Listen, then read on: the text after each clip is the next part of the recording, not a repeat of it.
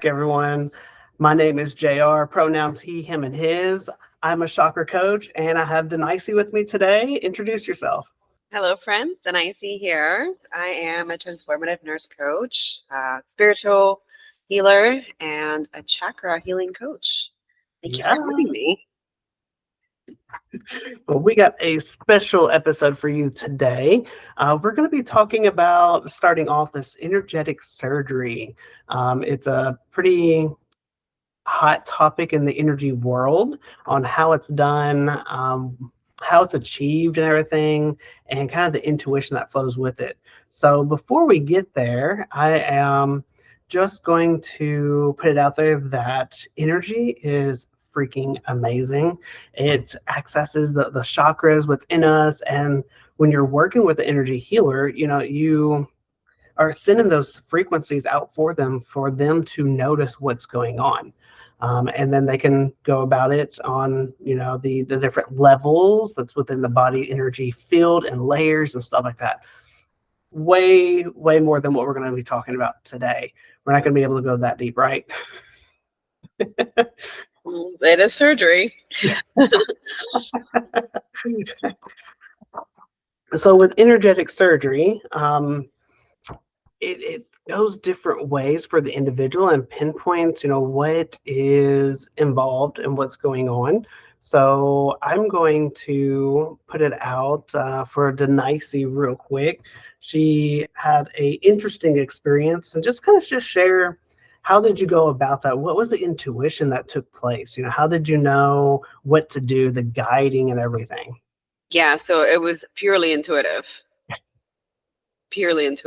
And it required, I was having a session with a client, and I had never met her in this level before. So we were talking, and as the conversation progressed, as the session progressed, I was going with the energy that she needed, and she just got pretty advanced cancer.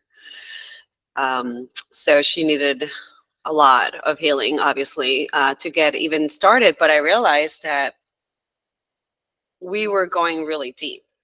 We were going really deep, and that there was energy being pulled, and there was energy being reshuffled, and there was an immediate transformation as we were doing this. And as we were finished, there was gradually more energy within this person. There was more awareness. Her consciousness was more present.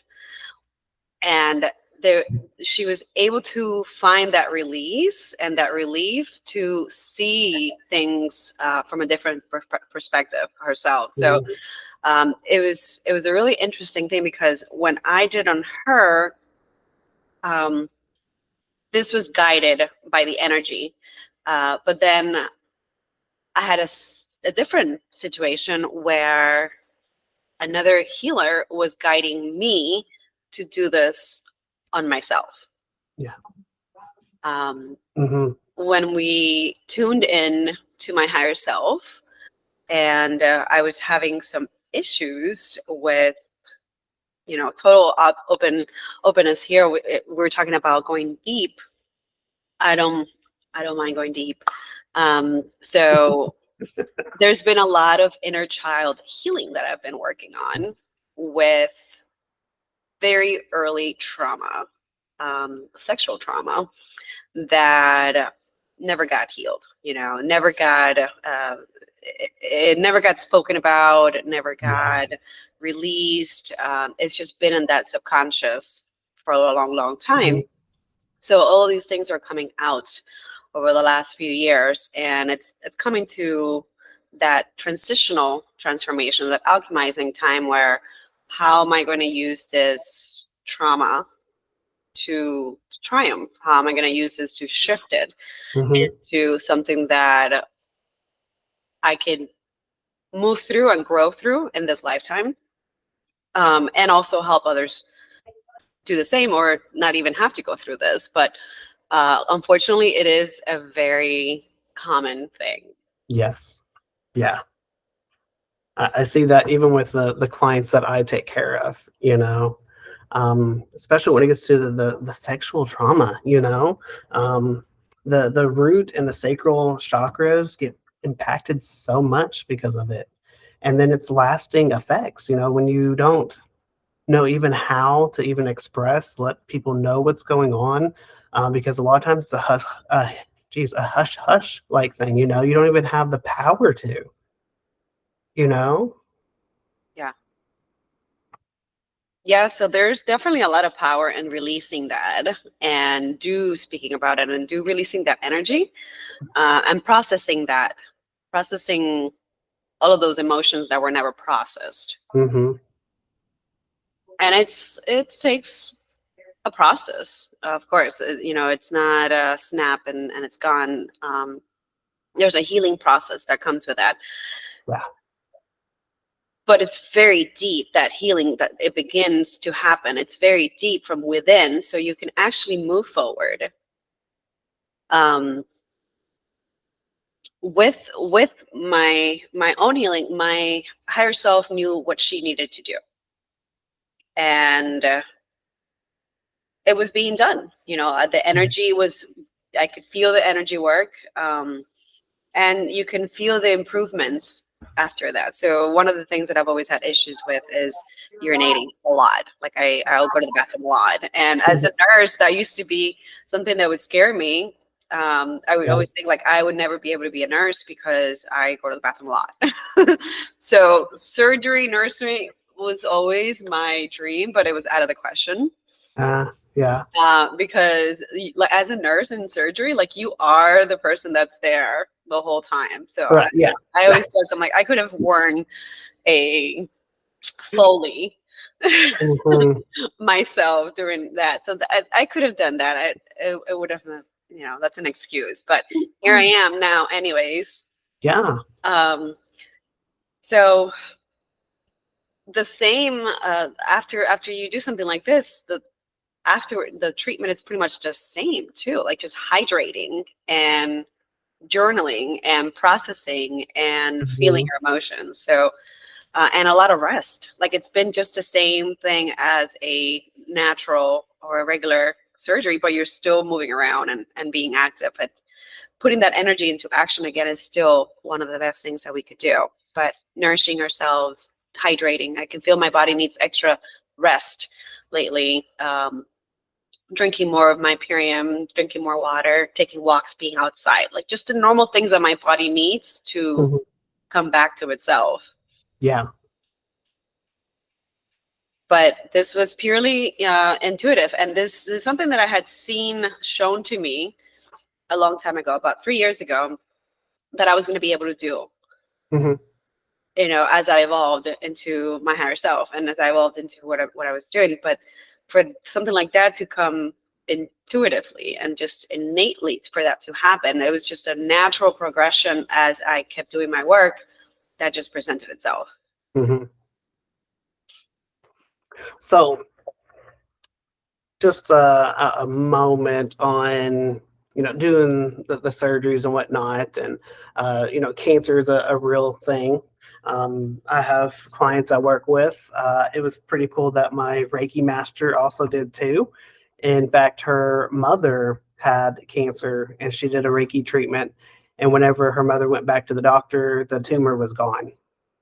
Mhm. There's many stories like this. We can even go back to Reiki. You know, the Madam, let me think of what her name is. It wasn't Shihiro. It was the next one that actually was from Hawaii, and she developed cancer. Madam Katawa, I believe is how you pronounce her name, and she worked herself to death basically. You know, she overdid it so bad because she was trying to make a living for her kids. Her husband passed away, and she worked herself to death where she took all of her energy that needed to be flowing out and everything and took it inward. And a lot of times that's where cancer takes place. And she developed cancer. She went to Japan actually to see family, and that's where she found out about Reiki and Reiki treatments and things like that. And she wanted to experience it. And she stayed there and experienced it because it was so powerful for her that after I think it was 3 or 4 sessions, her cancer was completely gone. And it happens. Energy practitioners are operating on a different frequency and a different level. Our intuition isn't heightened because we're on a whole different frequency at that moment. And if those individuals come in that have different illness, diseases, all the spectrum of what could happen, if we would just in tune ourselves with it, we could see things like this more often. You know, it's pretty amazing that we have the opportunity to do so. It's all about serving, right? We want to serve those individuals we're with, but allowing the energy to take place and the intuition and know, that's where like the power lies. And it's so beautiful too, because you're not just working alone at that Hmm. point.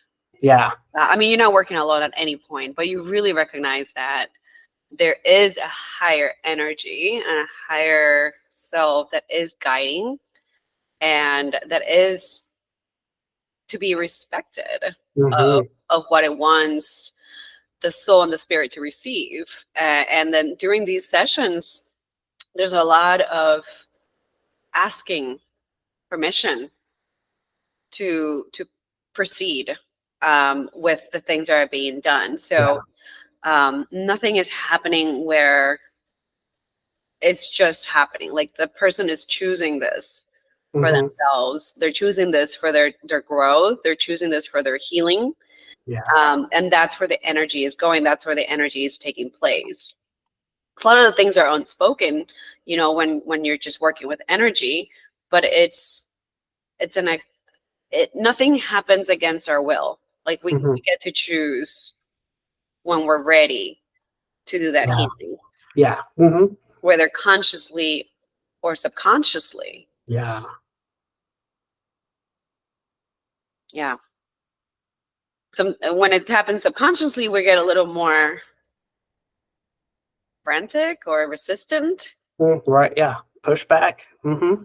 We start having pushback, but then on another level, we're asking for these things to happen. We're asking for this healing. We're asking for this life. We're asking for all Hmm. these things. And as the solutions show up, um, we create resistance. Yeah. So there's that part of educating and explaining so that whatever part of you is not comfortable with moving forward can understand what's happening to Hmm. move forward. So I think that's also really important as we create this new world of energetic healing. Yeah. For sure. Um, what do you think about that? I think kind of what hits me and resonates with you just sharing was the conscious and the subconscious. Yeah. It's interesting, in my opinion, that I can have various clients come to me, in the day, and they all experience something differently because it is very holistic. It depends on what the person is needing, the energy, the frequency, and all that. But you'll have some that have a more profound session than others, and they don't understand on that energetic level, on the conscious and the subconscious. They may want, something to happen, but subconsciously there's something blocking them, and they Yeah. don't realize it, Right. and it's really like, you know, in a way, our job to kind of figure that out a little bit. Of course, the individual needs to, that's part of their healing journey, but they need that coach, they need that guide along with that. For And that's sure. where we can come in, because the subconscious, like you said, it's more of a pushback, when you feel that. And if you try to go past that, if you try to push through it with our own energy, then it depletes us and it goes nowhere. Yeah. We're not following our intuition. We're not following the guidance that we're getting. We're trying to make it happen because we want clients to experience some kind of like amazing breakthrough, you know? And it's easy for an energy worker to pass that, to try to pass that when they don't need to.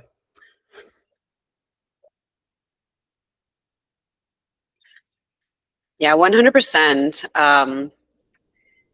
That is part of the dance, Yeah. and that is part of the coaching Hmm. to help the person feel comfortable in merging their Yeah. subconscious with their consciousness, Hmm. how Yes. it's meant to happen. Their consciousness is really safe too. And there's that Hmm. fear that comes with the subconscious that doesn't allow you to face the reality. That's what Yeah. consciousness is, reality Hmm. of what's happening now and what needs to happen in the future, because we are intuitive also, Yeah. Hmm. and that intuition guides us towards where we're going. Yeah. um, the subconscious would be more like that friend that's trying to make sure that you're safe, Hmm. like your DD, your designated driver. It's always there. Yeah. It's weird, you don't always find a DD in real life, but the subconscious is always there. Hmm. Yes. Yeah. And even when you don't need it to be there anymore, it's Hmm. like I'm Yeah. not drinking today, I don't need you. That's But I think in the sessions that I have, that really energetic surgery has been done. There's been some kind of alteration, within the individual, is when that moment, like you just described, the conscious and the subconscious are one. That's yes. where you can go deeper. That's where my experience happened. Yeah, That's when right? I was able to say, yes, I want this procedure on myself. Yes, I'm going to Hmm. do it on myself. Yes, I'm still working on myself. Hmm. And everything else that was also coming up was also in alignment with the things that I already knew innately. Yeah. Um, especially with this healing work, where yes, there is preventative healing for cancer. Hmm. We are conscious and aware that a lot of these energies come from anger, like Yeah. deeply rooted anger, and this anger turns into cancer. Hmm. Yeah. So exploring these parts of us that get angry at things, that we shove away, or that it could. There's a process to that. Like one of my coaches told me something so profound, which was to love the anger. Right, we're just sending Yeah. love to everything. Yeah. Yeah. And that really did do a huge shift within me, because I could love when I was feeling that way and do something about it, instead of feeling powerless or doing something that I could regret. Use that energy to rechannel it towards exercising, Hmm. or um, taking action in a positive way that Yeah. will move me forward. Doesn't always happen if we're not on top of, or if we want to stay in that energy. Because Hmm. if we've been in that energy for so long, we sort of want to stay in that energy because that's what's comfortable for us. Yeah. Uh-huh. That's what we know. That's what we know. Hmm. But it doesn't serve us. But it's what we know. Yeah. And it could serve us. Hmm. It could serve us very much, because that's a lot of energy that's trying to be released. Oh It's, yeah. um, Hmm. those are some of my most powerful workout days, when I love my anger. I could definitely see that. When you have to just work out because you have to. You have no Hmm. choice but to release that energy, or you're going to explode on somebody. Yeah. Right. Yes. Yeah. And you don't need that. Let's try not to. No. No. Mm-mm. No, that's a waste of our energy and the individual that's going to take that energy. It could do some devastating effects on them too. Lasting. Yeah, definitely. Very lasting effects. Pulling back into like generational trauma. A lot of that is passed like that. It's energy, from the parents that is passed down to the child, and they don't even consciously know that's what they're doing. Yeah, this energy gets passed down, since the child is in the womb. Yeah. Oh yeah. Um, Mm-hmm. and then even prior to that. So all of that energy exists. So there's things that I've had to battle within myself of I could tell that it's coming from the consciousness of what situation my mom was going through when Mm-hmm. I was her belly. Yeah. And these thoughts, this consciousness that stayed within my energy field. Um, and it's good to be aware. So this is where the awareness comes in handy, because as we become aware, we can see where our frames are going, where our frame of thoughts are going, and where they're coming from, Mm-hmm. so that we can shift them. Um, to know that it's not ours, to know Right. that it's not our own perception, that this is something that's almost like imprinted in us, and we must see differently. We must look at a different way. Mm-hmm. Just like a thought, that's what formulates our thoughts. Yeah. A lot of Mm-hmm. that energy, Oh yeah. um, bringing those energies up to shift them. That's when we become the observer of our thoughts. See, is this really mine, or is this coming from someone else? Yeah. And in observing them, we can judge it a little better, because it's not so within us. It's not so we separate ourselves from the thought. Mm-hmm. Yeah. And this is something that meditation can help with. One Uh, hundred percent. yeah, Because your thoughts doesn't make you who you are. no, They're thoughts. We have countless thoughts. The first time that I started studying about like thoughts, they said 10,000, and now I'm hearing it's up to like 30,000 thoughts that we have a day. It just varies, but just because you have that thought doesn't mean that it's you, and it doesn't mean that you have to be those thoughts. yeah, and the same way goes for the thoughts that you're training yourself to have, like the new thoughts that you're training yourself to have, because this is what we've been programmed with, right? We have no Mhm. choice, but Yeah. in order to shift it, we can program new thoughts. Oh yeah. Mm-hmm. Rewrite. Very similar to when we're shifting habits. We put in new healthier habits to replace the old unwanted habits. So the Correct. unwanted thoughts, we create new thoughts that we do want to hear. We create new stories Mm-hmm. New around narrative. those thoughts, Yes. new narratives, Yeah. and new narratives that make sense to us, that resonate with us.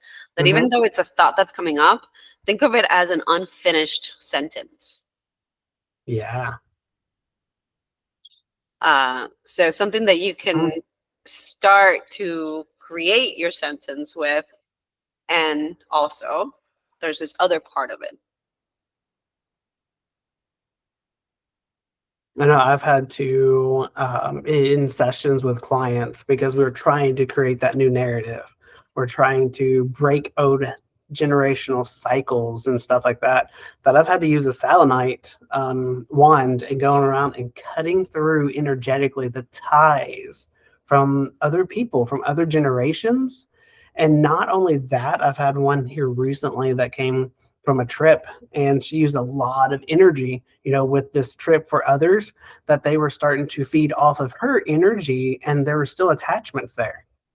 So she was feeling drained, and she's like, I know I used a lot of my energy, but I need like a boost. So I'm like, okay, well, let's see what's going on. And yeah, in our session, those individuals are still like draining her energy.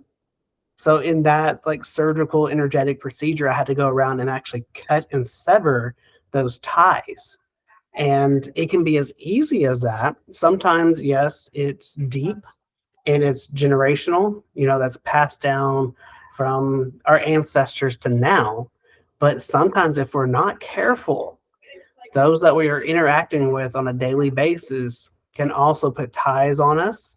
They can project those thoughts, like we're talking about, and everything that we can actually take in. And it's not really our energy, it's not our thoughts. And it can cause and wreak havoc on our chakras and our body.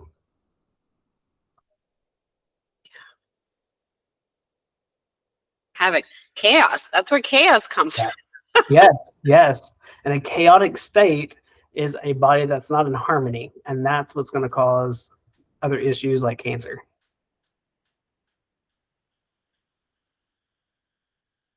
Yeah. There's a lot more warning signs before that too. Mm-hmm. Oh, yeah. From various sources. Even our body will try to tell us, our subconscious will try to tell us. Yeah, so it's a really good practice to tune into those parts of all of you on a daily basis with Mm-hmm. meditation. And listening to what your body needs, what your body needs for healing, what your body needs for energy, and give that to your Yeah. body. Yeah. And oftentimes it doesn't require much. Doesn't require, it's usually energetically that you're needing to put something in your body. It's Mm-hmm. the right food or the right connection, fluids, some sunlight, some connection to bring you back in alignment, bring you back into harmony, bring you back to yourself, which is aligning that mind, that body, and the spirit and the soul. Yeah. It's 4 parts of the pyramid that we spoke about last Mm-hmm. time. Yes. Uh, Bringing that emotional balance with your mind, setting your intentions and taking actions towards those intentions. So that's where the challenge comes a lot. Having Yeah. an intention and the actions still deviate towards your old intentions or your old lack of intention. Mm-hmm. So really, really staying focused on those intentions and moving towards that golden path, like that. My sacral chakra guides me. I love that. The golden path. Yeah. I like that a lot. Mostly just because, if I'm thinking of Wizard of Oz and it's the golden steps or the bricks or whatever it was, that they had to follow after they arrived there. But when you think about it, I'm one that my imagination goes crazy sometimes. So I have to pull it back a little. But in this whole world of inner self, there is that golden path that's there. And sometimes when we allow other circumstances and trauma and influences, conditioning, there's so many different ways that we can label it, is that we take that and we taint the golden path where it's not gold anymore.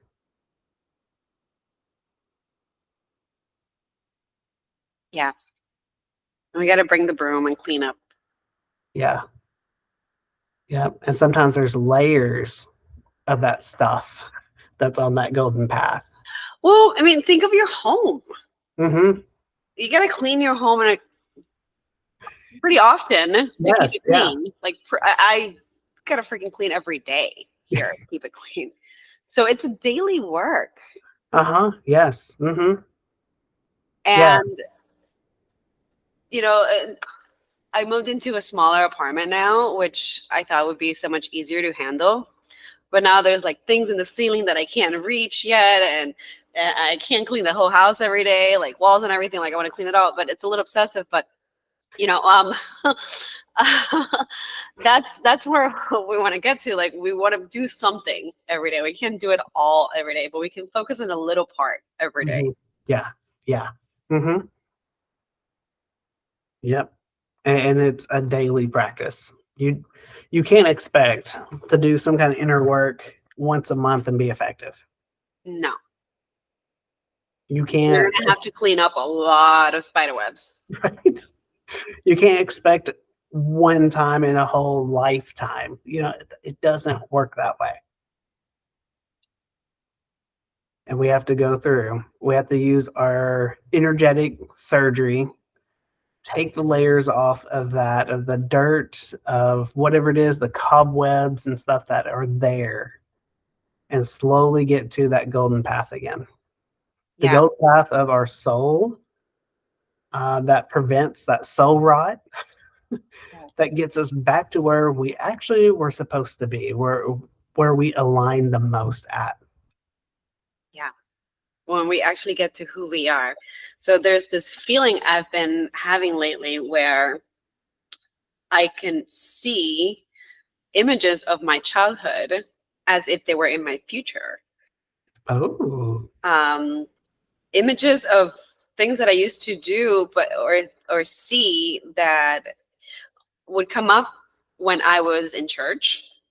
I used to go to this Baptist church, and they would paint. We talk about heaven and the golden gates of heaven. Mm. Yeah. And I would always visualize this. I would always visualize this as, just a big playground around this building, this like little castle thing.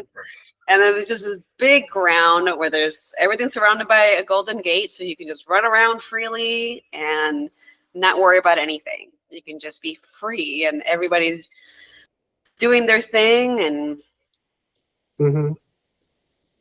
and everyone's happy. And that I see that happening. I see that happening very, very soon.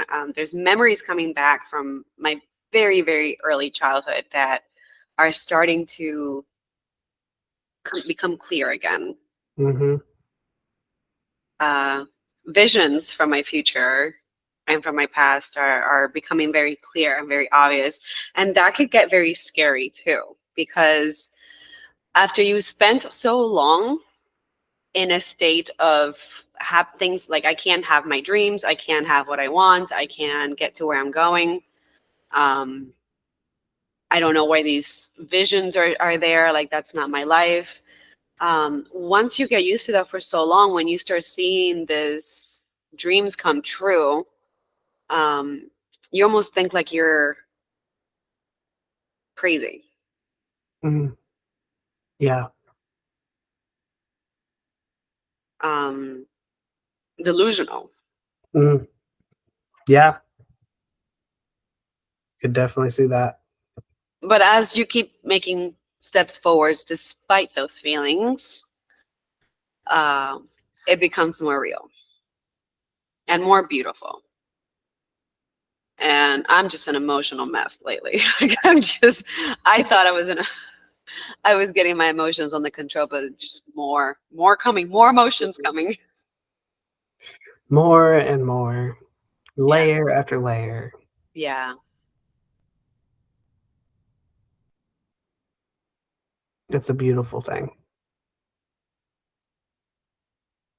yeah, It's interesting that when you actually start aligning yourself with who you are, doing energetic surgery and cutting things off that doesn't need to be there, removing that gunk, that when you start to actually line the dreams that you've had when you were younger starts to manifest in the current. And I can definitely testify to that because there's been a lot of things here that I've been wanting to do. And I tried it then and it wasn't quite working out. But I'm like, but I want that. And here it is years later, and all that is coming, it's manifesting right before my eyes. I'm like, oh, I wanted to do that then. And here it is. You know, when you start to really live life the way you were meant to, that resonates with you when you're starting to reveal that golden path even more. It's it is, I don't know if I want to use the word scary per se, but it's just mind blowing. You're like, wow, this is actually happening, you know? And I can see where some people would take a step back and they would not know how to respond. They might think that it's delusional, like, oh, this can't be real. But in reality, when we actually align everything, the possibilities of what is being manifested is limitless. Yeah.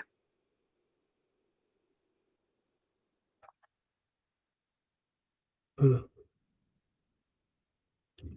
We've even got to go deep in just this episode alone. Yeah. And some topics for some future ones too. I'd like for us to dig deeper about the golden path Yeah, and the thoughts, the thought pattern. That's a huge topic too. for sure. Neuroplasticity and rewiring the brain. It's beautiful when those things happen because as you're rewiring, your life starts to rewire and it starts to make more sense too in the outside world. And it Right. happens instantaneously. As it's happening within you, it starts to happen in the outside too, Hmm. the physical world, Yeah, the outside world, the physical world. it's it's pretty cool, pretty phenomenal how quick that it happens. Hmm. Yeah, that's the beauty of healing. Yes, yes, it is. You get your Okay, dreams back. You right? get Yeah, you you get do. you get your true life back.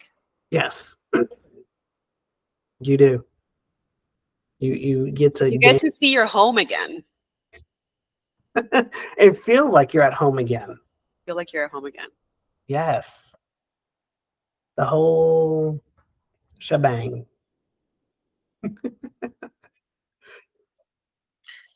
Yeah, and if anybody has questions about this, please ask away.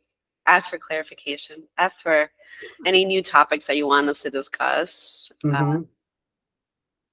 We'll be happy to. Oh yes, yeah. To expand on things more.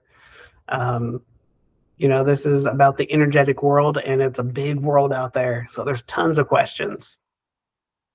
Yeah. Yeah, this is surface stuff. Oh yeah, yeah. Surface stuff coming from the very, very lower part of the deep ocean of Mm, the energy world. yep. Okay. Well, I think this sums up our energetic surgery talk for today. I think we might be explaining more on this here soon, because there's still a lot more that occurs during this. What you may experience, what clients may experience. So if you are with the energy practitioner and you are able to achieve the energetic surgery, what it could feel like, on the client side Yeah. versus the practitioner side, because it's pretty neat on the experiences that we all have and what it feels like, and to feel that moment of release from whatever has been stuck there, that's been attached there, and that moment of freedom. So Yeah. we'll be. And this is also part of who what we have within ourselves too. Mhm. Some things that we can also tend to ourselves, which is a huge thing for us transformative nurse coaches to bring awareness about empowering humans, empowering other people to do tend to their own body, to do care for themselves, um, so that they can be their own healer. Mhm. And this, so they can have that power back. That's part of the part of our daily life is to care and tend to ourselves. It brings a lot of satisfaction. It brings a lot of joy. Mhm. It brings a lot of empowerment, and it brings a lot of energy. Yeah. It's a full-time job. Yes, it is. You may want to just call one of the chakra healers. We'll help you. Help you out. Yeah. Okay. Well, Danaysi, again, it's been a pleasure talking to you. Go ahead and tell the audience, how to connect with you, and I'll have it posted also, and put a little subtitle or something at the bottom of the screen. But tell them how they can get in contact and reach you. Yeah, for sure. So on Danaysi.com, you can just set up a call there with me. And I also started a GoFundMe recently. I was trying to do it not for profit, but not there yet. I started a GoFundMe recently to help single parents be able to get this energy work, this assistance, who may not be in a situation that they can afford it right now. So the goal is to be able to to be able to help 1,000 families, 1,000 parents out there, to raise $1 million to do this. So that is a little bit of a goal and a dream for this year, that has been on the works for a while, and I believe it to be very possible. Mm. This is going to be a mind, body, and spirit reset, for a month of work to get people to speed forward into their healthier self Yeah. within a month. So this is a big dream, a big goal that I am hoping to see come to fruition this year. Go after it, girl. Yeah. Okay, if you want to reach out to me, of course, it's chakrahealingcoach.com. You can send the email to me.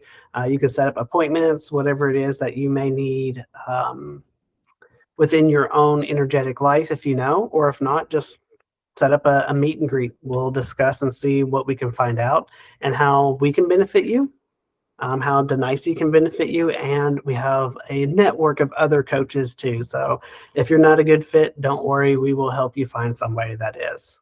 So thank you for watching, and we will catch you in the next episode.